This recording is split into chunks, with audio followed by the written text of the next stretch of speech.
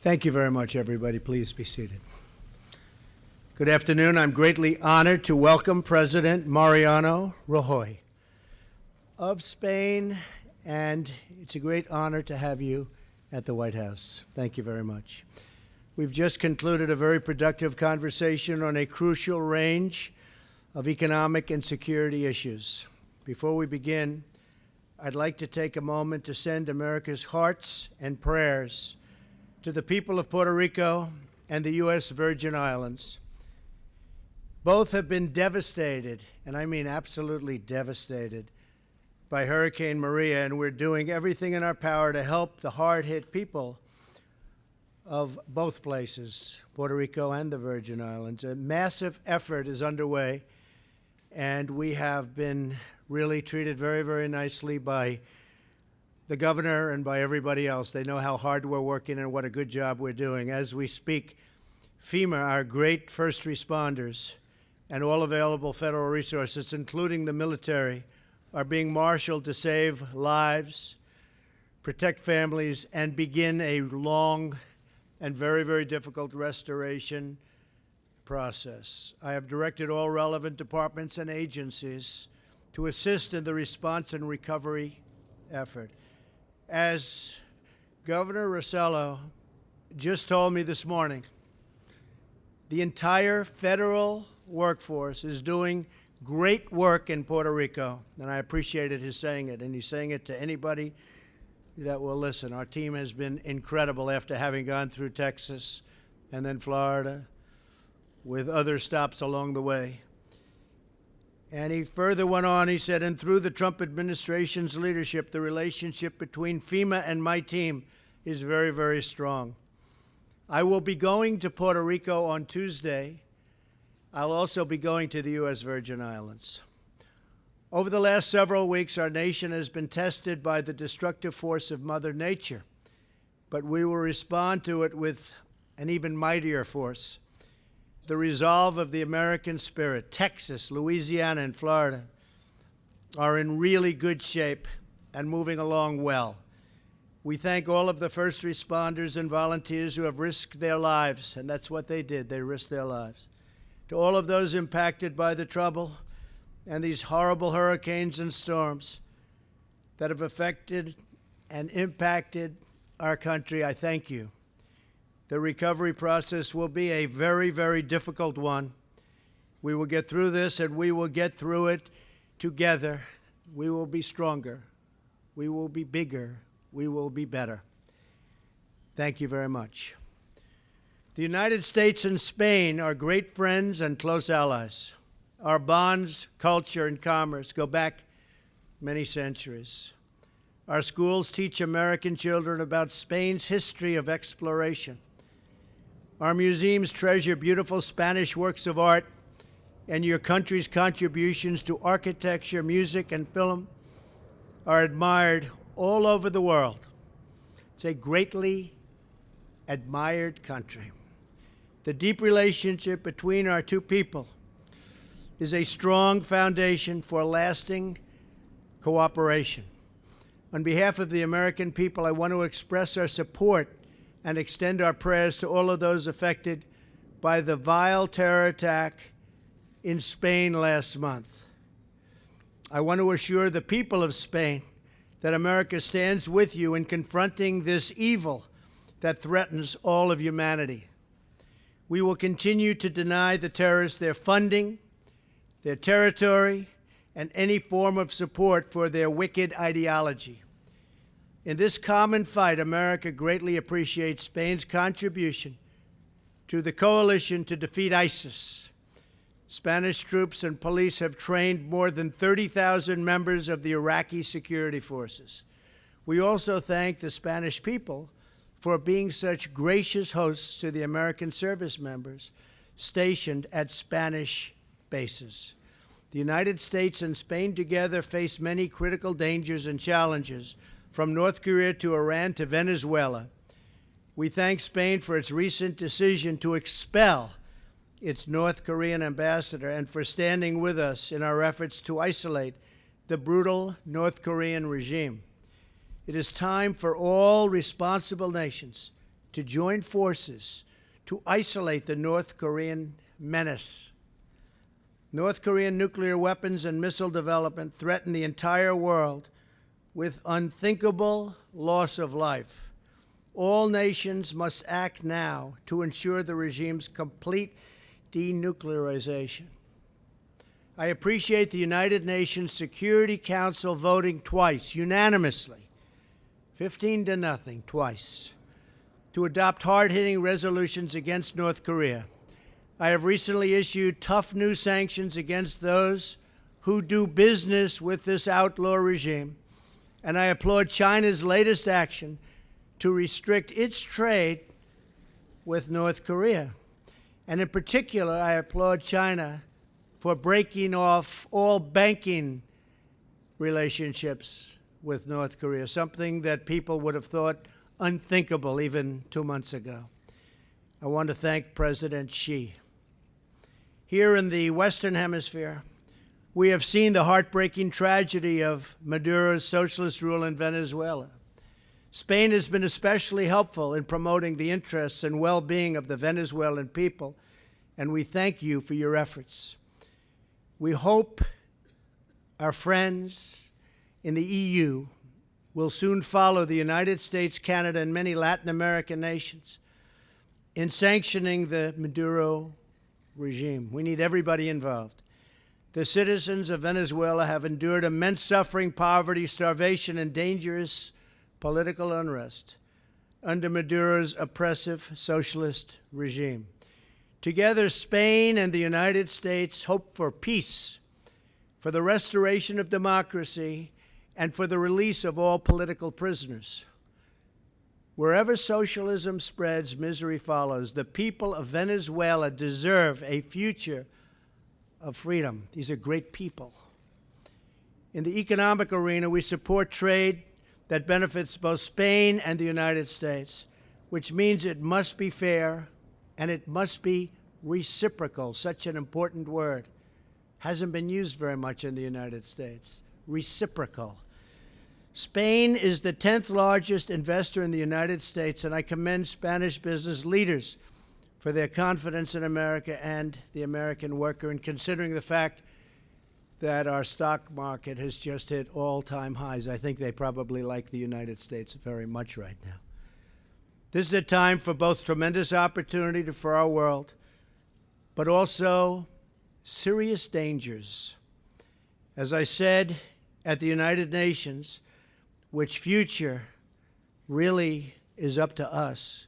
If we empower our citizens, serve their needs, and appeal to all that is best in the human spirit, then I have no doubt we will succeed like never, ever before. Mr. President, I look forward to working with you to build this future of prosperity and peace for both Spain and for the United States of America. Thank you very much. Thank you. Thank you, Mr.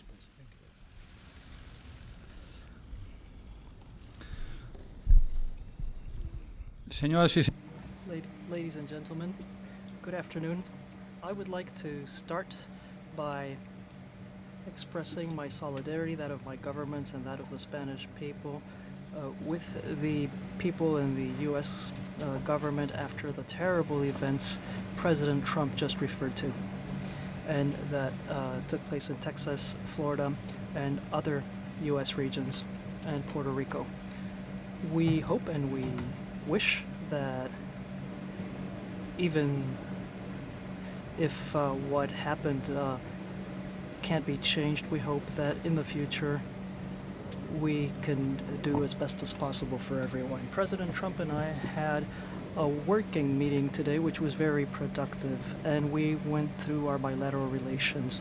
Spain and the United States are two great partners. We share values, democracy, freedom, respect for human rights, the rule of law, and we have institutional, cultural, corporate ties which are very important. Relations between the two countries have been excellent, and we must continue to work to strengthen those relations even more, especially in the economic arena. That's why our priorities to strengthening the economy and job creation are key. trade between the two countries is growing sustainably. The United States is our second top trading partner outside of Europe. The United States is our top destination of exports outside the European Union. And regarding investments, it's the second top destination of Spanish investments and the top investor in Spain. For many years, Spanish companies have invested in the U.S. They're creating many stable and high-quality jobs in different sectors, such as the financial industry and energy. And this has been possible thanks to the establishment of subsidiaries in the United States by 600 Spanish companies, and they will continue to create jobs. That's why they follow closely investment opportunities in the United States, and they can contribute their technology and their experience to the United States. I've also given details to President Trump on Spain's role in different crises which are important to us all. For instance, he referred to our participation in the coalition against Daesh and the crisis due to nuclear proliferation in North Korea. Combating terrorism was something we talked about at length. Spain has a long-standing experience in this area, and just like the United States, we've been hit by jihadi terrorist attacks on our soil. Both countries have agree on anti-terrorist policy, and we cooperate very closely in the police, military, and intelligence areas. I've also said that I'm sure that we still need to do a lot in the area of intelligence. We need to improve the coordination mechanisms in the area of cybersecurity or preventing recruitment and financing of terrorists. I've also underscored Spain's role as a member of the global coalition against terrorism and our deployment in Iraq, which is very large. We're the fourth largest contributor, and we've trained over 32,000 officers. In addition to that, I've told President Trump that we would increase our commitment with the new phase after the fall of Mosul by contributing a new financial package to rebuild Iraq. We also have long relations in the area of defense, both in NATO and bilaterally with the Spanish bases, which are used by both our countries in Rota and Moron, and which are increasingly important strategically. Our defense agreement goes back to 1988. At the time, Spain was in the back seat of the alliance. Right now, we're at the forefront. Daesh, Sahel, Libya. So the defense and security relation is excellent, but we would like that to spill over into other areas of the bilateral relation. President Trump and I have gone through the political and economic situation in our countries. Regarding the international situation, we've agreed that the challenge by North Korea to the non-proliferation regime is an intolerable violation of international legality, and I've expressed the full support of the Spanish government to the stepping up of sanctions as approved by the United Nations the other day. As we know, the European Union is working on new additional measures, and in that context, Spain will continue to press for a firm common stance supportive of the U.S. and its regional allies. I've also reminded President Trump that the Spanish government has taken measures that have reduced the diplomatic presence of North Korea in our country. President Trump has thanked me for the firm position my government has taken and the measures we've adopted. Regarding Venezuela, we've exchanged views on the worrying totalitarian direction the country's moving in and its impoverishment with the implications that has in the humanitarian area. We've noted that there's a need to sustain international pressure on the Venezuelan government so that it commits to negotiations which will enable us to find a democratic, negotiated, and peaceful solution to the current crisis. I've also reminded President Trump that Spain in the EU has spearheaded the adoption of sanctions, which were first individual and targeted. So we've gone through the political and economic situation of both our countries. Spain and the United States are two democracies, friends and allies with many common values and interests. And we've agreed to work together in the area of the defense of those values with a comprehensive and cooperative vision. I would like to thank the warm welcome that was extended to us by President Trump and his team at the White House. And I would also like to underscore the friendship that exists between the United States and Spain. Thank you. Thank you very much. Steve Holland, please. Reuters. Don't get nervous, Steve. Preoccupied with the NFL instead of dealing with Puerto Rico. Why isn't that a fair assessment? Well, I wasn't preoccupied with the NFL. I was ashamed of what was taking place because to me that was a very important moment. I don't think you can disrespect our country, our flag, our national anthem. To me, the NFL situation is a very important situation. I've heard that before about was I preoccupied. Not at all. Not at all. I have plenty of time on my hands. All I do is work. And to be honest with you, that's an important function of working. It's called respect for our country. Many people have died. Many people. Many people are so horribly injured. I was at Walter Reed Hospital recently, and I saw so many great young people, and they're missing legs, and they're missing arms, and they've been so badly injured. And they were fighting for our country. They were fighting for our flag. They were fighting for our national anthem. And for people to disrespect that by kneeling during the playing of our national anthem, I think is disgraceful. So I will also say that, again, I read you part of his quote, but the governor of Puerto Rico is so thankful for the great job that we're doing. We did a great job in Texas, a great job in Florida, a great job in Louisiana. We hit little pieces of Georgia and Alabama. And frankly, we're doing, and it's the most difficult job because it's on the island. It's on an island in the middle of the ocean. It's out in the ocean. You can't just drive your trucks there from other states. And the governor said we are doing a great job. In fact, he thanked me specifically for FEMA and all of the first responders in Puerto Rico. And we're also mentioning with that the U.S. Virgin Islands. It was devastated. So we are totally focused on that. But at the same time, it doesn't take me long to put out a wrong, and maybe we'll get it right. I think it's a very important thing for the NFL to not allow people to kneel during the playing of our national anthem, to respect our country and to respect our flag. Okay? Thank you.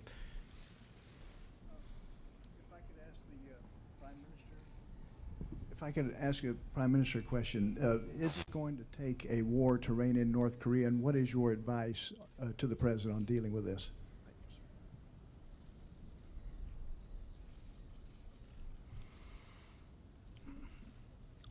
Bien, ninguno tenemos.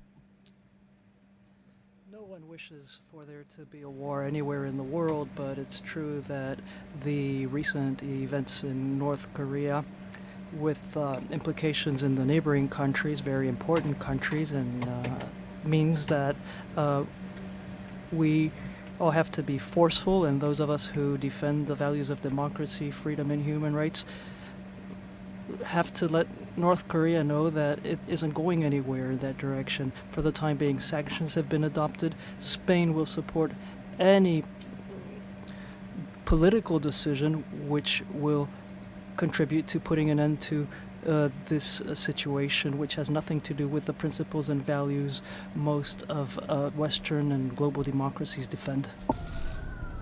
A ver, adelante. Sí, gracias. Buenas tardes, José. Thank you, Jose Miguel Blanco from FA. We don't know whether during your conversation you discussed the Catalan situation, and this is a question for President Trump. Do you support what the Spanish government is doing regarding Catalonia? And I'd like to ask the president of the Spanish government whether he fears there might be a unilateral declaration of independence in Catalonia, and what would the government do then? Well, I think that Spain is a great country and it should remain united. We're dealing with a great country and it should remain united. I've been watching that unfold. but it's actually been unfolding for centuries. And I think that nobody knows if they're going to have a vote. I think the president would say they're not going to have a vote, but I think that the people would be very much opposed to that. I can say, only speaking for myself, I would like to see Spain continue to be united. Bien, The decision to unilaterally declare independence is not something it's not a decision I would make. It's a decision which will have to be made or not by the Catalan government. I think it would be very wrong. And I think that right now, when everyone knows that the referendum can't take place because there isn't an electoral committee, there isn't a team at the Catalan government organizing the referendum, there aren't ballots, there aren't people at the voting station. So it's just crazy. All this will lead to is noise, but certainly there can't be a valid democratic referendum with guarantees, with minimum guarantees. I think that what would make sense in a situation such as this is to go back to common sense and put an end to this whole story. The only thing it's doing is generating division, tensions, and it's not contributing in any way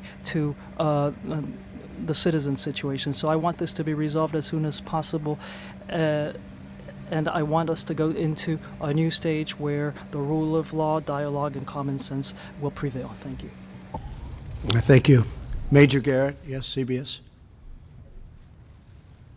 Good afternoon. Yes, hi. Day began in Puerto Rico with government officials saying mayday and talking about the threat of death mere hours away. Are you truly satisfied with what the government has done so far in Puerto Rico? And can you tell the people there things are actually going great when government officials there are warning of imminent death for many people there? And you have a special meeting. Are you contemplating the deployment of special naval assets or air assets to Puerto Rico to address problems there? And on North Korea, very quickly, the foreign minister said you have declared effectively war on North Korea, and the North Korean government has threatened to shoot down or aim at American planes flying in international airspace. I'd like your reaction. Okay, well, I'll Both answer of the them. second one first. We are totally prepared for the second option, not a preferred option, but if we take that option, it will be devastating, I can tell you that, devastating for North Korea. That's called the military option. If we have to take it, we will. He's acting very badly. He's saying things that should never, ever be said, and we're replying to those things, but it's a reply. It's not an original statement, it's a reply. But the things that he said over the last year, and if you look back, the things that he said to past administrations, North Korea is a situation that should have been handled 25 years ago, 20 years ago, 15 years ago, 10 years ago, and 5 years ago, and it could have been handled much more easily. You had various administrations, many administrations, which left me a mess, but I'll fix the mess. So we'll see what happens with North Korea. As far as Puerto Rico is concerned, I think just the opposite. We have had tremendous reviews from government officials, as we have in Texas and Louisiana, and as we have in Florida, as you know, from Governor Scott and Greg Abbott, great governors. And this morning, the governor made incredible statements about how well we're doing. We understand it's a disaster. It's a disaster that just happened. The grid was in bad shape before the storm. And Puerto Rico didn't get hit by one hurricane, got hit by 2 hurricanes. And they were among the biggest we've ever seen, with the second one being even worse. I mean, the second one hit Puerto Rico as a Category 5. I don't believe anybody's ever seen that happen before. Hit land with that kind of velocity. The governor has been extremely generous, and I appreciated it. We right now have our top people from FEMA, and they have been there. We are unloading on an hourly basis massive loads of water and food and supplies for Puerto Rico. And this isn't like Florida where we can go right up the spine, or like Texas where we go right down the middle and we distribute. This is, a thing called the Atlantic Ocean. This is tough stuff. The governor has been so incredible in his statements about the job we're doing. We're doing a great job. Don't forget, their police force, has been decimated because many of the police in Puerto Rico have lost their homes. So sure, they want to be police, but they also want to be able to watch their families and find their families, and they have to live. So we're also very much involved in security in Puerto Rico. So everybody has said it's amazing the job that we've done in Puerto Rico. We're very proud of it. And I'm going there on Tuesday. Now, with all of that being said, record, if you look at the amount of water dropped on that island between the two hurricanes, and the first they just barely got by with, but they were devastated. And the second was a complete wipeout. I mean, this was a place that was destroyed. So I think we've done a really good job. We're continuing to. We are literally unloading on an hourly basis water, food, supplies.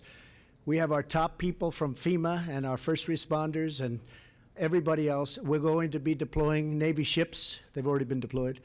And we are going to do far more than anybody else would ever be able to do. And it's being recognized as such. But it is a tough situation. Would you have a question for the President? Mr. Prime Minister, if I may, sir, do you share President Trump's hostility toward the Venezuelan regime? And what is your opinion generally of his, that is to say, President Trump's suggestion that U.S. military intervention might be required if the Venezuelan government doesn't change course? Do you support that? And would you be an advocate within the EU for tougher sanctions against the Venezuelan government? Mire, nosotros estamos... Well, we're spearheading in the European Union a proposal to impose sanctions on Venezuela. What is happening in Venezuela is unacceptable. Venezuela traditionally was a democratic country, and at this time it's no longer a democratic country. There are political prisoners in Venezuela. There are people who are in jail only because they think differently than Mr. Maduro. And I was the first prime minister to receive Lilian Tintori, who's the wife of Leopoldo Lopez, who was jailed because Mr. Maduro didn't like him. But there were many others who were sent to jail.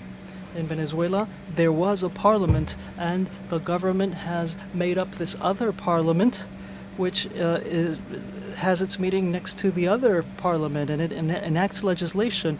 They've created a commission for the truth, which is an anti-democratic tool, which only serves to judge people without respecting minimum human rights standards. Venezuela is on the road to dictatorship unless that can be stopped. So all of those who share values such as democracy, freedom, and human rights have to do something. At this time, sanctions are important. It's important that there be an international coalition putting pressure on Maduro so that political prisoners are freed and democracy is restored, because this lack of democracy and the attack against human rights and freedoms are come in conjunction with a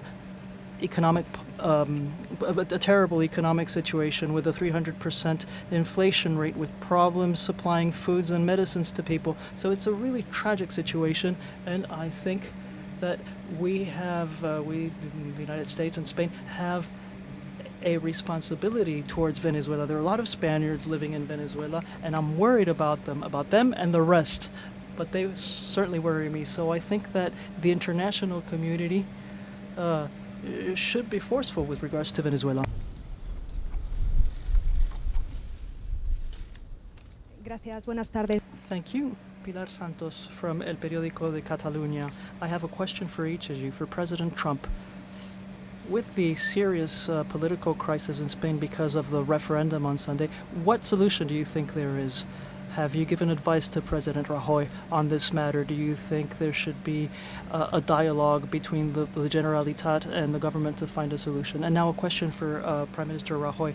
It seems that what you're doing in Catalonia, the way you're managing things in Catalonia, is having an impact on the budget, and I'd also like to know whether you think that the situation with the PNV party can be resolved, or do you think that you will have to call early elections? Thank you very much. Well, I think the people of Catalonia have been talking about this for a long time, but I bet you if you had accurate numbers and accurate polling, you'd find that they love their country, they love Spain, and they wouldn't leave. So I'm just for united Spain. I speak as the President of the United States, as somebody that has great respect for your president and also has really great respect for your country, I really think the people of Catalonia would stay with Spain. I think it would be foolish not to, because you're talking about staying with a truly great, beautiful, and very historic country. Muchas gracias. Thank you.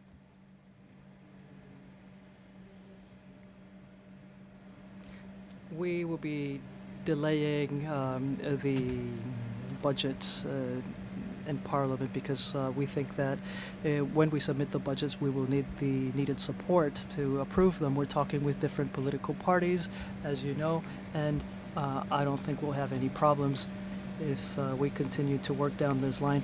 I don't think we'll have any problems in approving them within a reasonable time frame, but we are looking for a majority just like we did last time around when we voted the budget. At any rate, I'm not thinking at all about calling early elections as a result of what we were saying. Muchas gracias. Mr. President, thank you very much. Thank you.